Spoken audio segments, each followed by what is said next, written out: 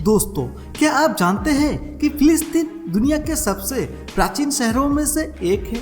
मक्का के पुनर्निर्माण से पहले मुसलमान फिलिस्तीन में मौजूद मस्जिद अक्सा की तरफ मुंह करके नमाज पढ़ते थे। दुनिया की सबसे पुरानी बस्ती फिलिस्तीन में ही बसाई गई थी। इस्लाम धर्म की अधिकतर नबी और पैगंबर फिलिस्तीन के रहने वाले थे। इस देश को नदिया का देश भी कहा जाता है। यहाँ पर मौजूद मस्जिद अक्सा से ही हजरत मोहम्मद सल्लल्लाहु अलैहि वसल्लम ने मिराज का सफर तय किया था। बहुत कम लोग जानते हैं कि फिलिस्तीन को सबसे पहला खलीफा उमर ने फतेह किया था। इसके बाद ये सैकड़ों सालों तक इस्लामी हुकूमत का हिस्सा रहा। तुर्की खिलाफत उस्मानिया ने 400 सालों तक हुकूमत की थी। आपको ये जानकर हैरानी होगी कि फिलिस्तीन में कई तरह की करेंसी चलती है। अब बाजार में अमेरिकी डॉलर, दिनार, मिस्री पाउंड और इजरायली रुपये के साथ भी खरीदार कर सकते हैं। फिलिस्तीन में मौजूद लोगों की तादाद लगभग 45 लाख के करीब है, जिनमें से एक बड़ी आबादी वेस्ट बैंक की तरफ रहती है। 1920 के बाद फिलिस्तीन का केवल 12% हिस्सा ही अब मुसलमान के पास बचा है। बाकी 88% हिस्से पर यहूदी कब्जा कर चुके हैं। आपको ये जानकर हैरानी होगी कि मस्जिद अक्सा पर बना गुंबद इस्लामी दुनिया में बना सबसे पहला गुंबद था। इससे पहले किसी भी मस्जिद में गुंबद नहीं बनाया गया था। इसका निर्माण खलीफा अब्दुल मालिक मरवन ने 652 सदी में करवाया था। इसके बाद इसे हर मस्जिद में इस्तेमाल किए जाने लगा। मस्जिद अक्सा पर बने इस गुंबद को डोम ऑफ द रॉक नाम से भी जाना जाता है। बहुत कम लोग जानते हैं कि मस्जिद अक्सा 35 एकड़ में बनी हुई है और इसके अंदर कई मस्जिद और कई लाइब्रेरी है। फिलिस्तीन में आज भी इस्लामी सिस्टम जिंदा है, जिससे सरकार को वित्तीय मदद मिलती है। मस्जिद अक्सा उसी सिस्टम का हिस्सा है। आपके लिए यह जानकर हैरानी होगी कि फिलिस्तीन के गाजा में रहने वाले डॉक्टर जतीन अबुलेश को 5 बार नोबेल प्राइज के लिए नॉमिनेट किया गया है। आपके लिए ये दिलचस्प बात हो सकती है कि आज भी फिलिस्तीन के 45% हिस्से पर जैतून की खेती की जाती है। फिलिस्तीन आज भी जैतून निर्यातन करने वाले 10 सबसे बड़े देशों में से एक है।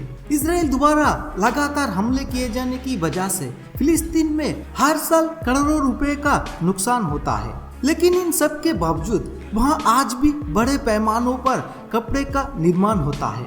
जैतून के लकड़ी और जैतून के तेल को प्रोड्यूस करने में फिलिस्तीन आज भी पहला नंबर में है। फिलिस्तीन में बने पत्थर और टाइल्स को दुनिया भर में इस्तेमाल किया जाता है। मक्का के मस्जिद अल हराम में इस्तेमाल किए गए कुछ पत्थर फिलिस्तीन से मंगाए गए थे। आपको जानकर हैरानी होगी कि फिलिस्तीन का नाम लेकर इजराइल बनाने का सबसे पहला मंसूबा 1937 में पेश किया गया, जिसे मुसलमानों ने विफल बना दिया था।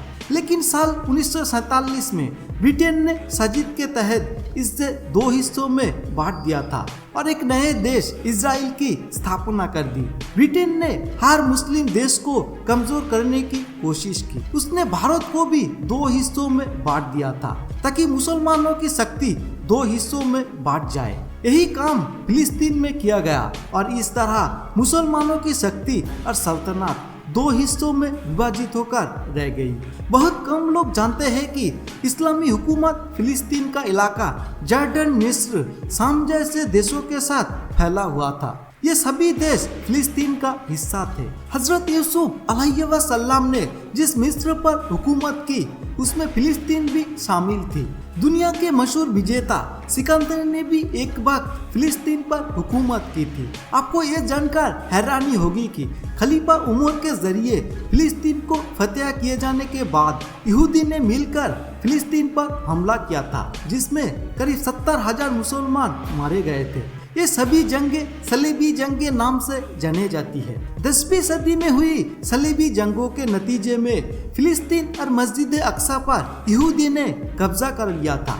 लेकिन सन 1187 ईस्वी में सलाहुद्दीन अय्यूबी ने यहूदी को शिकायत देकर एक बार फिर मस्जिद अक्सा को आजाद करवा लिया। आपको यह जानकर भी हैरानी होगी, खिलाफत उस्मानिया ने फिलिस्तीन पर 400 सालों तक हुकूमत की। फिलिस्तीन और मस्जिद अक्सा 1920 तक खिलाफत उस्मानिया के कब्जे में रहा, लेकिन 1920 में ब्रिटेन ने इसे फिर एक बार कब्जा कर लिया।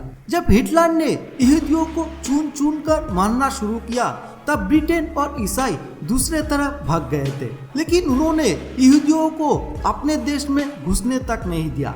ऐसे वक्त में फिलिस्तीन के मुसलमानों ने उन्हें रहने के लिए जगह दिया, लेकिन बाद में मुसलमानों को यही मदद महंगी पड़ गई और यहूदी ब्रिटेन के मदद से फिर एक बार अपना अलग देश बनाने की कोशिश में लग गए। ब्रिटेन ने 1947 में फिलिस्तीन को 2 हिस्सों में बांट दिया और एक नए देश इजराइल की स्थापना कर दी। ऑस्ट्रेलिया में पैदा होने वाला थियोडोर हर्जल वो पहला यहूदी था जिसने सबसे पहले यहूदी देश की मांग की थी। वो एक यहूदी जर्नलिस्ट थी जिसने सबसे पहले फिलिस्तीन को बांटने का मंसूबा बनाया था। यहूदी उसे आज भी अपना सबसे बड़ा रहनुमा मानते हैं। आपको यह जानकर शायद हैरानी होगी कि यहूदी पूरे फिलिस्तीन पर कब्जा करके क्रिएटर इजराइल की स्थापना करना चाहते हैं। आपको यह जानकर शायद हैरानी होगी, फिलिस्तीन को आज भी अपनी अपनी सेना और फौजी रखने की इजाजत नहीं है। यही वजह है कि पिछले दिनों हुए टकराव में फिलिस्तीन की तरफ से हमास को जंग लड़नी पड़ी। हमास का हेडक्वार्टर गजा पट्टी में है और वहीं से वो अपने दोबारा बनाई गई मिसाइल और रॉकेट की मदद से इजराइल का मुकाबला करते हैं। पिछले दिनों हमास ने जिस तरह से इजराइल को शिकस्त दी है, उसे इजराइल के होश उड़ गए हैं। आज भी दुनिया के अधिकतर देश फिलिस्तीन का समर्थन करते हैं, जिनमें भारत भी शामिल है। अगर आप भी फिलिस्तीन को समर्थन करते हैं तो इस वीडियो को लाइक और शेयर जरूर करें। धन्यवाद।